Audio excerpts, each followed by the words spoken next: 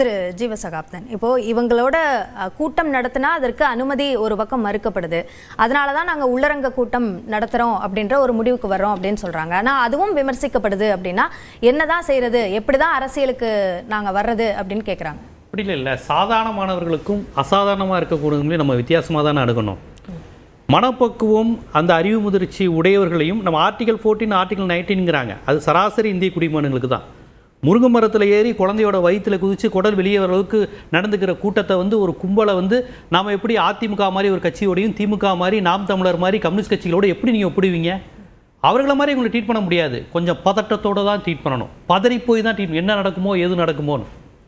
ஏன்னா சராசரி மனிதர்கள் கிடையாதுங்க அவங்க. ஒரு படத்தில் யோகி பாபு சொல்கிற மாதிரி இவங்கெல்லாம் நார்மல் பீப்புள் கிடையாது. இவங்க வேற மாதிரி பீப்புள். இவங்களுக்கு அரசியலமைப்பு சட்டம் தெரியாது, பெரியார் தெரியாது, அண்ணா தெரியாது, கலைஞர் தெரியாது, எதுவுமே தெரியாத கூட்டம். உண்மை அதுதான். அவங்க கட்சி தலைவரே அவங்க தொண்டர்களை பார்த்து ஒரு பிம்பத்தை உருவாக்குறீங்க. அப்போ அவங்க தாவேக்காவுல இருக்காங்க அப்படின்றதுக்காகவே அவங்க தமிழ்நாட்டை சேர்ந்த ஒரு மக்களாக இல்லாம போயிடுவாங்க. இங்க இருக்கிற எல்லா கட்சிகளோட எனக்கு கருத்தியல் முரண்பாடு இருக்கு. ஆனா அவங்க கட்சிங்கிறத நான் ஏத்துக்குவேன், பாஜக உட்பட. ஆனா இது கட்சியே கிடையாது. திருப்பி திருப்பி சொல்றேன், இது ஓப்பனிங் டே பாக்குற ரசிகர் மன்ற கூட்டம். போய் அஜித் ஒளியன்னு சொல்லி ஸ்கிரீனை கழிக்கிற கூட்டம் இது. அந்த கூட்டம் அப்படியே இங்க கும்பலா கூட்டி வந்துட்டு இவங்களாம் நாட்டை மாற்ற போறாங்க, இவங்க அரசாங்கத்தை தர போறாங்கிறாங்க. எவ்வளவு தமிழ்நாடுங்கிறது எவ்வளவு ஒரு அறிவு சார்ந்த பூமி. அதுக்கு மிகப்பெரிய அவமானம். வடக்க விட தமிழ்நாடு ரொம்ப கேவலமா இருக்குன்னு நம்மளே இந்த காரி துப்புன அளவுக்கு நடந்துச்சு. இவ்வளவுதான் நடந்ததுனால வள்ளுவர் சொல்லியிருக்காரு, அஞ்சுவது அஞ்சாமை பேதமேனு. பயப்பட வேண்டிய விஷயத்துக்கு பயப்படணும். இது நார்மல் கூட்டம் கிடையாது, இது வேற மாதிரியான கூட்டம். காரூர்ல 41 பேர் செத்து போய் அவர் இருக்கிற பணத்தெல்லாம் கொண்டு வாங்க, நாங்கள் உங்களுக்கு கேதம் கேட்குறேங்கிறாரு. அப்போ காரை சுற்றி 30 பேர் ஓடுறாங்க. அந்த பொது இப்போ நடந்துச்சுல, அந்த ஈசிஆர் ரோட்டில் லாட்ஜ் ரூம் போட்டு செத்தவங்களுக்குலாம் காலில் விழுந்து மன்னிப்பு கேட்டார், கதர்னாரு. அப்போ இவர் கார் வருது, 50 பேர் பின்னாடி போகிறாங்க. இது என்ன மாதிரியான கட்சி? அப்புறமேட்டு என் பிள்ளை சாக கிடக்குது ஐசியூவில், பரவாயில்ல விஜயோட ஹேர் ஸ்டைலை பார்க்க வந்தேன்னு ஒரு லேடி சொல்லுது. அது அந்த அம்மாவுடைய நிர்வாகியாம் அந்த கட்சியில். இந்த மாதிரிலாம் அதிமுகவில், திமுகவில், பாமகவில் எந்த கட்சியிலையாவது இவ்வளோ மோசமாக பேசியிருக்கிறாங்களா? உங்களுக்கு எல்லா கட்சியிலும் கடைமடை தொண்டன் முதற்கொண்டு ஒரு விடுதலை சிறுத்தைகள் மாநாட்டில் சனாதன எதிர்ப்பு குறித்து பேச முடியும் அந்த கட்சியினுடைய தொண்டர்களுக்கு. பாமகவில் வகுப்பாரி உரிமைனா என்னன்னு பாமகவில் பேச முடியும். இன்னைக்கு பாமக 2ஆ உடஞ்சு கிடக்கு. இப்போ கூட அவங்க சமூக நீதி, வகுப்புவாரி, சாதிவாரி கணக்கெடுப்புன்னு தங்களுடைய அரசியல் கொள்கையை பேசிக்கிட்டு இருக்கிறாங்க. ஒவ்வொரு கட்சிக்கும் அடிநாத கொள்கை இருக்கு. இந்த கட்சிக்கு கொள்கையே கிடையாது. முதலமைச்சர் உட்பட தலைவர்கள் சொல்லக்கூடிய விஷயம் என்ன அப்படின்னா, தாவேக்கா அவர் எந்த கட்சியை சேர்ந்தவர்களாக இருந்தாலும் அவர்கள் தமிழ்நாட்டு மக்கள் அப்படின்னு. ஆனா அவர்கள் நீங்க கும்பல் அப்படின்னு சொல்றதும் உயிர் மீது அக்கறை கிடையாது. அந்த கூற கும்பல் என் பக்கத்துல நிக்கிறவன் என் கட்சிக்காரங்க உணர்வு கிடையாது. அதிமுக காரங்க ஒரு கூட்டம் கூடனா, எப்பா நீ ஈரோடுப்பா, நீ தூத்துக்குடிப்பா, நீ ஒன்றியம், நான் அந்த ஒன்றியம் எல்லாம் அந்த ஒரு உணர்வு இருக்கும். இவங்க யாருக்குமே நம்ம கட்சிக்காரங்க உணர்வு இருக்காது. எங்க அவன் திருமல ரசிகர் மன்றத்திலிருந்து வந்திருக்கிறான், அஜித் முகத்தில் ஆசிட் அடிக்கணும்னு வந்திருக்கிற அந்த கூட்டமாக சேர்ந்திருக்கான். அவனுக்கு கட்சி கூட்டம் கொள்கைங்கிற குழு ஒன்றும் கிடையாதுங்க அவங்களுக்கு. இப்ப நாம் தமிழர் இருக்காங்க, ரசிகர் மன்றத்துல வந்திருக்காங்க அப்படின்றத யாருமே மறுக்க முடியாது. அவங்கள அரசியல் படுத்துறதுக்கான முயற்சிகள்ல தானே இன்னமும் அந்த கட்சி ஈடுபட்டு இருக்காங்க. அவங்க மறுக்கல. இவங்க எல்லாரையும் அரசியல் படுத்துறது தமிழ்நாட்டு மக்கள், தமிழ்நாடு அரசு, தமிழ்நாடு காவல்துறை, தமிழ்நாட்டு ஊடகங்களுடைய முதல் வேலைங்கிறது. இந்த டெல்லியை எதிர்த்து, இந்த இந்துத்துவாவை எதிர்த்து போராட வேண்டியது நம்ம வேலை கிடையாது. ஜிஎஸ்டி தராம ஏமாத்திக்கிட்டு பீகார்காரனை தமிழ்நாட்டுக்காரன் அடிக்கிறான் அவமானப்படுத்திட்டு ஒவ்வொரு மாநிலத்திலும் தமிழனை கேவலப்படுத்திட்டு நீங்க மோடிங்க ஏமாத்திட்டு இருக்காரு. இது நமக்கு வேலை கிடையாது. தாவேக்காவோட தலைவர்கள் அவர்களை அரசியல் படுத்துற முயற்சிகள்ல ஈடுபட்டு இருக்காங்க. நீங்க ஒருத்தர முயற்சி பண்ணுங்க. எங்களுக்கு தேர்தல் போயிட்டு இருக்கு, எங்களை டெல்லி கொள்ளையடிச்சிட்டு இருக்கு. எங்களை பாஜக இந்துத்துவா தேர்தலே இல்லாத சூழல், வாக்கு திருடுறாங்க, ஹரியானால ஆட்சி திருடி இருக்காங்க. ராகுல் காந்திங்கிற ஒற்றை மனுஷன் இதுக்காக போராடிக்கிட்டு இருக்காங்க. ஜனநாயக சக்திகள் இதுக்காக என்ன நடக்க போகுதுன்னு தெரியல. தேர்தல் கிடையாது, ஆர்எஸ்எஸ் உடைய அஜெண்டா ஒவ்வொன்றா வந்துகிட்டு இருக்கு. காஷ்மீர் பறி போகுது, 370 போகுது, சரீத் சட்டத்தை தூக்குறாங்க, என்னென்னமோ நடந்துகிட்டு இருக்கு. இன்னைக்கு நம்ம எல்லாரும் உட்காந்து அதை எதிர்த்து பேசுவோமா? இவங்களுக்கு கையில இப்படி படாம சாப்பிடணும்பா, ஒழுங்கா கை கழுவணும்பா, மரத்து மேல ஏறக்கூடாது நமக்கு சொல்லி தருவதுதான் இப்ப வேலையா? நீங்க சொல்லுங்க. ஒரு அரசியல் கட்சிக்கு பாடம் எடுப்புதான் ஊடகங்களுக்கும் தமிழ்நாட்டு மக்களுக்கும் காவல்துறைக்கும் வேலையா? அது மட்டும் இல்ல, இவங்க வேணும்னே இவங்க தேர்ந்தெடுக்கிற நாட்கள் எல்லாமே அனுமதி தர முடியாத நாட்களா பார்த்து, பாபர் மசூதி இடிப்பு தினம், திருவண்ணாமலை கார்த்திகை தினம், அதுக்கு நடுவுல எங்களுக்கு கொடுங்கிறது, கொடுக்க மறுத்தா இந்த அரசியங்களை ஒடுக்குதுங்கிறது.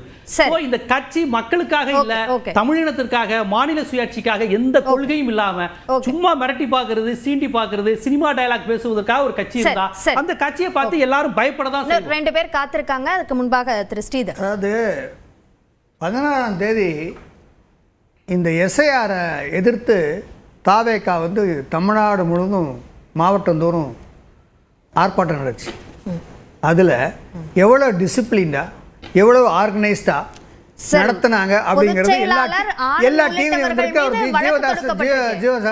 பொது சொத்துக்கு சேதம் விளைவிக்கப்பட்டதாக உடைக்கல சார், இருக்கு சார், ஏற்கனவே உடைஞ்ச இடம் இல்ல சார், இல்ல ஏற்கனவே ஏறி நிக்கிறாங்க, இல்ல இல்ல இல்ல சென்டர் மீடியால ஏறி ஏற்கனவே உடைஞ்ச இடம். யார் உடைச்சது?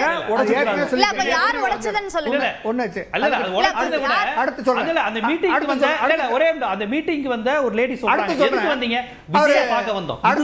விஜய பார்க்க வந்தோம். அடுத்து ரொம்ப கவலைப்படுற ஜீவசகத்தை நான் என்ன சொல்றேன், ஒரு பத்திரிகையாளரா உங்க மனசாட்சிப்படி நாங்க அப்கமிங் கேடட்ஸ் ஓகே, ஆனா தமிழ்நாட்டில் எவ்வளவு மக்கள் விரோத செயல்கள் நடக்குது, எவ்வளவு மக்களுக்கு அடிவதன இருக்குது, இதையெல்லாம் இந்த ஆட்சி இல்ல இந்த ஆட்சி மேல ஒரு பொறுப்பாளரா ஒரு வார்த்தை சொன்னதா என்னுடைய ஞாபகத்துக்கு வரலங்க. அவரு இவர் எடுத்து சொன்னாங்க ஒரு வார்த்தை நான் இல்ல இல்ல நீங்க அவரோட குற்றச்சாட்டுகளை விளக்கம் சொல்வீங்கன்னு நினைச்சேன். நீங்க வேற விவாதத்துக்கு எல்லாத்துக்கும் உரிமை இருக்குது, சர்ச்சை ஆரோக்கியமா இருக்க வேண்டியது தப்பு இல்ல. ஆனால் ஒரு தாவேகா மட்டும் நீங்க கார்னர் பண்ணிட்டு தாவேகா வந்துட்டா போதுன்னா ஆட்சியில உங்களுக்கு மக்கள் விரும்புறாங்களா இல்லையாங்கிற 2026 தெரிய போகுது. நீங்க எல்லாரும் உங்களுக்கு கொடுக்க போறாங்க வாக்கு. சரி அப்படியே கவலைப்படுறீங்க, வெயிட் பண்ணுங்க. அக்னீஸ்வரன் தாவேகாவை கார்னர் செய்றாங்க அப்படின்னு ஒரு கருத்தை சொல்றார், உங்களுடைய பார்வை என்ன? இல்லை, எல்லா அரசியல் கட்சியும் ஆரம்பத்தில் ஒரு புதிய வடிவத்தை தொடர்றது வரைக்கும் சரிய சிக்கல் தான் இருக்கத்தான் செய்யுது.